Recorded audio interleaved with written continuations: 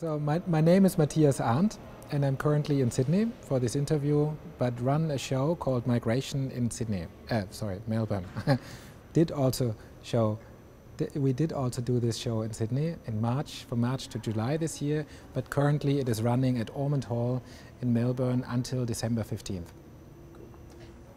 It's 90 works of about 30 international artists, starting from German heavyweights, Georg Baselitz, Joseph Beuys. In Sydney we also had a Neo Rauch, for example. Here in Melbourne we have also Gregor Hildebrand, Jorinde Vogt and Ralf Ziervogel, who are younger and like kind of cutting edge German artists. We have Anselm Riley, also from Berlin, who is already quite established internationally. But then we show artists from Southeast Asia, China. We have Eko Nugroho from Indonesia, Entang Bihaso, and as I said, about 30 artists altogether. The title already indicates something. Migration, this idea, I mean, when I think of, I told you I do about 400 to 500,000 kilometers, air miles per year. Living somewhere, meaning being a global citizen. Basically, we are all migrators. We all come from somewhere. I'm German. I live in Australia currently. An artist comes from a local existence but addresses himself or herself to an international audience. So the idea of migration, being migrators, of like ending up somewhere completely different from where you started, is kind of something that reflects well in the art, but also in real life. And I do like art that comes from real life. I like art that is engaged, if you want to say, like not political art, but art that is engaged, art that addresses itself to fundamental issues. Now it becomes a little romantic, but like also, yes, I'm a commercial being, I'm a gallerist, I'm a dealer, but I also have a reason why I'm doing this. So in my passion is for art and for what contemporary artists do. And artists can widen our horizon. They change our perspectives on looking at the world, and by changing our perspectives on looking at the world, we can also change, it also affects our action, and therefore actually a good piece of art can change somebody's life, somebody's vision, and therefore in the end the world, if you want. Our move to Australia, as spectacular as that sounded to the international art community, because everybody says, exactly ask why, like why Australia? Yeah? So simple like that. That is rather, there's a rather easy answer to that. Private reasons. My wife is Australian. Our son is half Australian, and therefore we wanted him to grow, like to partly grow up here. And my wife and we want to be close to her Australian family. But having said this, and being a global citizen, but a very ambitious and also successful entrepreneur in art, I did not come for the commercial opportunities in Australia, but yes, I'm attempting to turn this into also commercially and artistically successful mission. I thought, and I think I'm right thinking that Australia is so close to Asia and Southeast Asia, Indonesia in particular, which is, in my eyes and from my experience, one of the most exciting contemporary art landscapes at the moment. So the idea is I started bringing major work from Southeast Asia and Indonesia to Berlin in the past, and so we want to continue this movement, bringing the best from Asia, Southeast Asia to the West, meaning Berlin, Europe, London. I just curated a show there with a befriended gallery, but also bring that into the Pacific countries, and that is Australia. So currently we have 3 Indonesian artists, 2 Chinese and 1 Japanese artist in that show, Migration, in this group show. There will be other projects that will be monographic shows. There will be a publication project. We produce a book with a German editor in English and Indonesian about the last 30 years of contemporary art in Indonesia. That will be launched in Berlin, shown in Hong Kong, but also in one form shown in Australia as well. And yeah, like when I arrived here, or when conceiving all this, I thought, Indonesia, Southeast Asia, that's so close to Australia, it's already through. It's so present here, people have seen it all and so on. But in fact, the awareness that, like in the media also, the awareness that Australia is actually part of the that Australia is part of the Asian fabric just seems to grow, or this issue it has been addressed again. So and with that, and in I think the Australian arts audience is looking more and more, or is just starting to look at Indonesia and Southeast Asia. What's your impression of coming to the Australian art world and kind of finding a place here? Once again, there's several perceptions and several impressions that I had. I mean, and there's also different standpoints you can take. Like, do you look at the artistic creation of Australia, or do you look at the presence of art in the institutional landscape, or do you look at, let's say, the level of culturedness and the collector base and so on. So I think if we look from these three different angles, and let me maybe start, I mean, about the Australian art, it's the most difficult to speak because that is not my objective. So I can apologize here and say I didn't observe it well enough, I didn't learn enough, but of course I'm looking. But my objective is not to discover the next great Australian artist and present him in Australia or present him in Europe. That I have to leave to the people, to the experts that are here. I mean, you don't bring, in German you have that saying, you don't bring olds to Athens. Yeah? So that I can exclude, although I do look at Australian art and I am impressed with some of the artists, and yes, I am also talking to two major people, and that may end up in a collaboration earlier than I even thought, or than I planned it. But the other angle, the two other angles that are important to me is first the work in the institutions, the Australian museums, and that is impressive. I mean, I must say, like, I would have thought it is much more, not remote is the negative thing. I did not expect it to be the institutions that open and that interested in what's happening internationally. Currently, Melbourne, the NGV has this two-person Indonesian show with Eko Nugroho and Jompet. Then we have the international program here in the MCA and the Art Gallery of New South Wales. So you know that all much better than me. But National Gallery of Australia, like the curators are well aware of what's happening and so on. So positively speaking, Australia, my observation is the Australian institutions all over the country, Brisbane, Canberra, Sydney, Melbourne, Hobart, Tasmania, not to forget, this outstandingly, beautifully insane project called Mona. That, anyway, speak about that in a minute. So I think there's a lot of activity there, and me representing international and Asian artists, I feel a big potential. Yes, this potential is there, but yes, also there's a lot more work to be done. Yes, for example, back to the point, Asia being the closest neighbor to Australia, we start to see Southeast Asian and other Asian positions in the museums, but let's say not to an extent where it could be. But anyway, like, it's already, I think, a lot more happening than I've been told than 20 years ago. So there's a potential. Now the part that I should only look at, because I'm a commercial person, art dealer, international profile, so I should be looking to sell my products here, yeah, and I do. But so looking at that, I see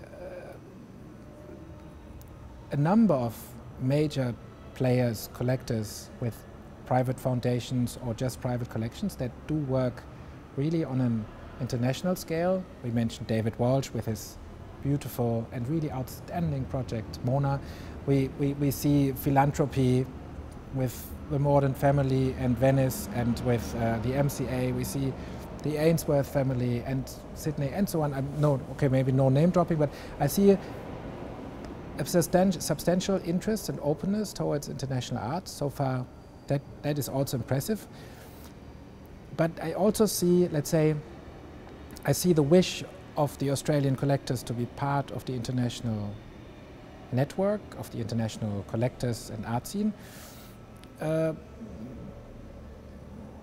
do you say that? But I also see, and that is interesting, until now, I think there's still a strong connection to the English-speaking countries, Britain, even to America, the United States, more than to Asia, but okay, that is growing. But I also see something else which I find curious. Everybody wants to be part of the big brands, MoMA, Tate, in the Tate boards, in the Tate Council, in the MoMA so-and-so board, which is desirable, which is how these major companies, brands, yeah, in the art world function, and it's good, it's really exciting, the Guggenheim in Bilbao and others.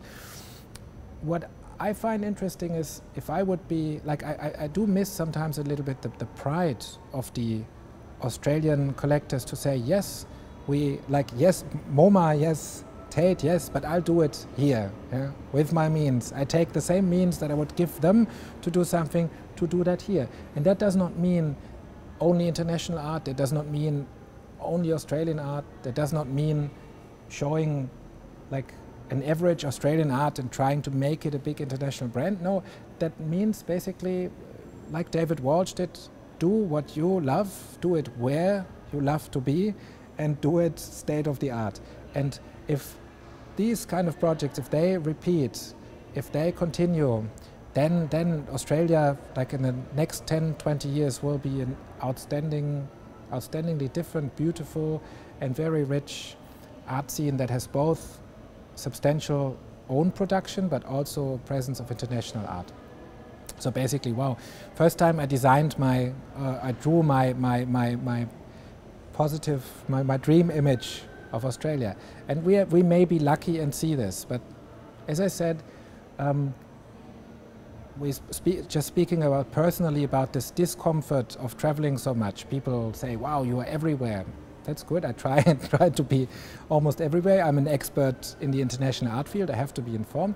But yes, of course, I wouldn't mind living somewhere, enjoying, and having the people come to see me, as in Melbourne at the moment. It's beautiful. We have a steady stream of visitors. We have awareness in the press. We have people quoting and speaking about what we do. That's good.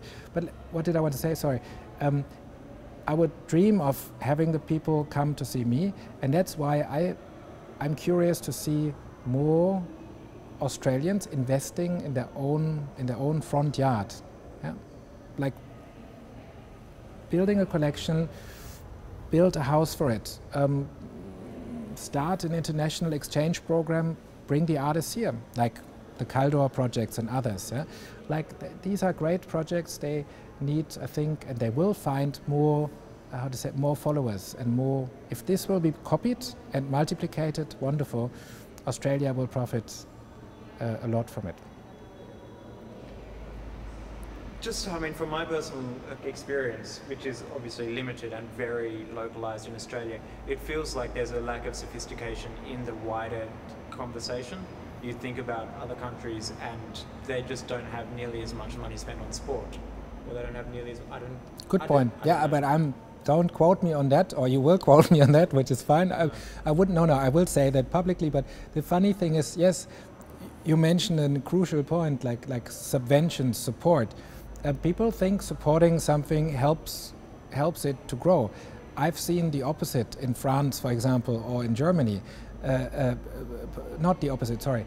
I've seen in France that trying to promote French art as a brand with a lot of money, with a lot of means, does not make French art greater, because it's not about, the great thing about art is not being French or being Indonesian or being Australian. It's about being great art, and a great piece of art translates into many languages without speaking a language, or with only speaking a universal language. But back to the point, not because I've never received public funding and I'm stubborn and say, and I maybe envy all these guys that you get so much means for production or whatever. No, not because I never received public funding. I never applied for it either. I'm a big defender of the theory that that art has to, like we private individuals in the art world, we have to just build our own market. We have to create our own brand, and we are in charge. I mean, and for example, Berlin was an art hostile ground since 200 years. Berlin is the country where asparagus, potatoes, soldiers and scientists would come from. Yeah? artists always had a hard time there. Galleries had to close, were pursued or sued by the emperor. Directors of museums fired because they got a Manet for free for the museum in the 19th century. So meaning like Berlin had never had any funding for contemporary art and still is one of the most exciting creative and artistic workshops of Europe. Because yes, we had space, yes, the space was and is still affordable, but also because we had to find our ways to make it work. This is why I also, since I started the gallery in Berlin 20 years ago, I always traveled and I always built my market around what I wanted to show. I did not ask what can I show that I can sell, but like what do I want to show, and then how do I create a market? And if that is not in Berlin, I go elsewhere, and if it's not in Germany, I go elsewhere. So, so we are not spoiled with a local support or local market even, and that might be an issue that the Australians have. That Australian art had been sponsored, subventioned, but also, I mean, the dealers, for many good reasons also, focused on the Australian production. And one of these reasons I can really feel and understand now is like, yes, it is very expensive bringing goods into the country, like from the retailer standpoint. Anyway, but I think maybe closing then. Yeah. Because I very much appreciate that idea that it's kind of creating a good conversation requires a certain amount of innovation, but also just a kind of a stubbornness and a very, at the same time, sophisticated, but just like a high standard. Yeah, sophisticated was a question, yeah. Mm. Yeah. Maybe it would be better if we could just, to kind of wrap that up in 20 words, what is the Arndt mission, or what is the Arndt brand? Yeah. Yeah, what my personal mission is to work outside of the box in the white cube, meaning I'm not a traditional gallerist anymore. I'm an agent, I'm an expert, I'm an art dealer. So I have different functions for different missions and for different mandates. I do work for and with the artists, and I do work for and with the collections. That is maybe what makes me similar to the gallery model. But in a global market and in a global in a global art world, we have to have different hats on, and we have to have different formats. So I can no longer be a regional gallerist in Berlin or the representative of Sophie Kahl in Germany. I do also find museum shows and commercial but also institutional participations for that artist in Australia, in Asia and elsewhere.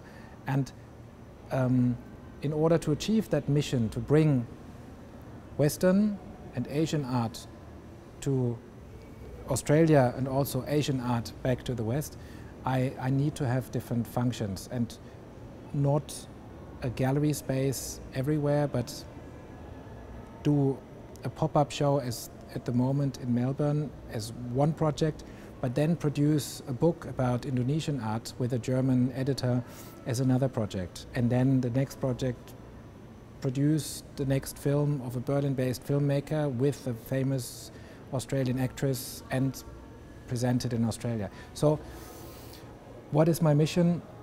My mission is finding and then also supporting the best art from all kinds of the world, the Western, international world and Asia, and bring that into various different contexts. Commercial, but also institutional.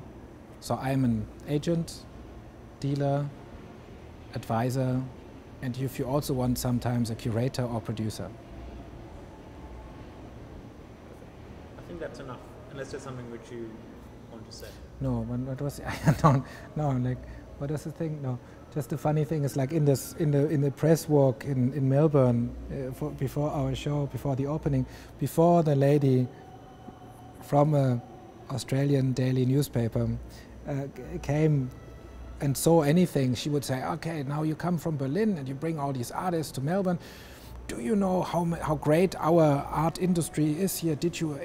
We have 200 galleries and art spaces here. Did you visit them all? I mean, before you bring all this stuff, do you know, I mean, what the hell are you contributing, or what do you think you're doing here? I said, yeah, like I hope to answer this question when we finish that tour. And I was a bit surprised about about this, the rigidness and so. But also flattered by. I was also impressed by this pride, because, and also I answered, no, I did not visit all these places yet, but because that's not my mission. I don't come here to visit. I'm not paid for visiting galleries and studios. I'm not paid by you anyway. I'm bringing what I think is good. So, but at the end of the tour, she then said, wow, now I understand what this is about, is to enlarge and to enlarge the radius and to bring this work and to widen the audience. So part of my mission, although it is ambitious and although it's contrary the idea of making a quick commercial turnout, but like part of my mission is not to repeat what exists already, but to add to it, to add to a fabric. So that's why I say, yes, I will look at Australian and art from New Zealand, because it's interesting, but there's experts who are doing that already. So I would be happy if people say, wow, you contributed something that otherwise, without your engagement and activity, wouldn't be here. And if that also pays, and it has to, because I have no sugar daddy, no papa paying for it, no country that pays me. If that also pays, and it has to, as I said, then I'm very happy, and then the mission is accomplished. Perfect. Thank you so much. Thank you.